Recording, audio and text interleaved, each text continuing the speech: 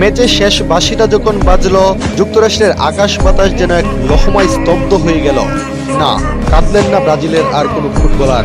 Dressing রুমের দিকে হেঁটে যাওয়া সতীর্থদের চোখে হয়তো ছিল শুধুই এক আকাশ হতাশা, কিন্তু ওই সবুজ মাঠের বুকে শুধু নেইমারের চোখে জ্বলেই ভিজল মাঠের ঘাস।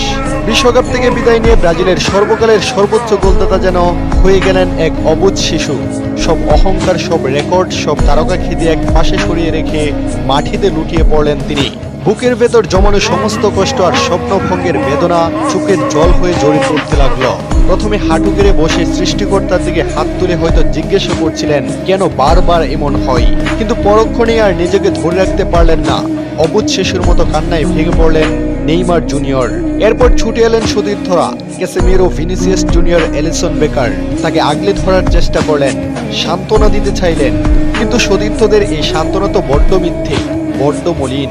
যে ট্রফিটার জন্য একটা মানুষ নিজের ক্যারিয়ারের সেরা সময়টা মিলিয়ে দিল, চুটের পর চুট সয়েও বারবার ফিরে এলো, সেই ট্রফিটা যখন চোখের সামনে দিয়ে হারিয়ে যায়, তখন পৃথিবীর কোনো সান্ত্বনাই কি আর সেই চোখের জল আটকে রাখতে পারে? ফুটবল অনেককে হয়তো ট্রফি দেয়, সবাইকে কিংবদন্তি বানায়, কিন্তু কিছু কান্না ট্রফির চেয়েও দামি হয়ে রয়।